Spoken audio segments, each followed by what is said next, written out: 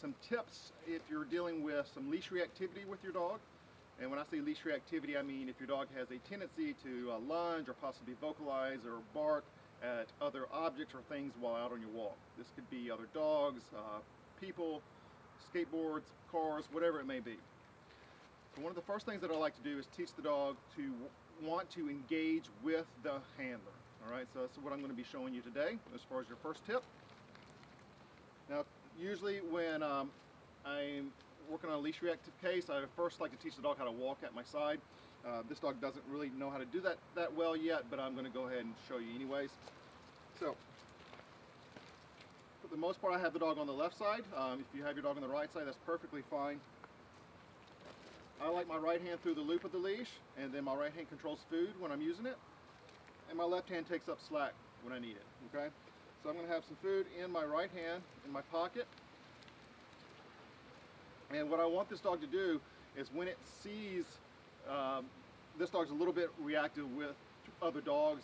He's a puppy, it's mostly coming from just being a little bit under socialized, nothing too serious at this point, but still good practice for him to learn to want to engage with me in the presence of other dogs when he sees them out and about when I'm out in public.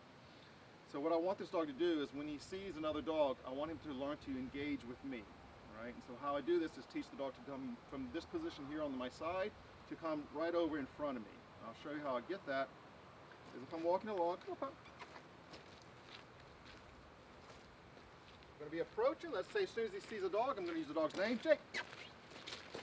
Good. All right, so we have the dog coming from here. I use the dog's name for a prompt, and then I make that big food lure to come right back as I'm moving back.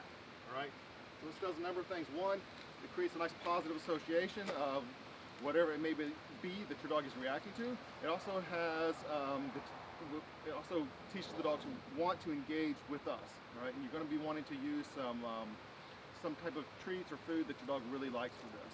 All right, show you it again.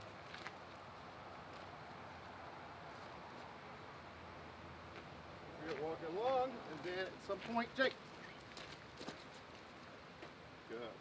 Now, as your dog gets better, you're not going to have to make that big dramatic food lure, okay? All you may need to do is use your dog's name, and then eventually you may be able to fade that name. Your dog just sees whatever, say it's a bicycle, and they may just want to re-engage with you because you've done this enough to where the dog understands that that bite means food's going to be available from you. See it again?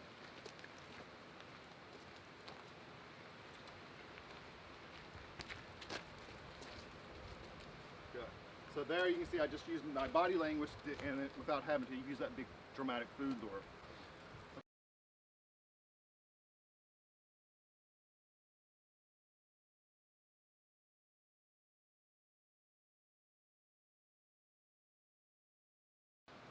Okay, so this is the first exercise that I want you to practice with your dog. It's just take them out and about in public once they are seeing other dogs or people, whatever you want to focus on with your dog, and work on redirecting them back to you and feeding them.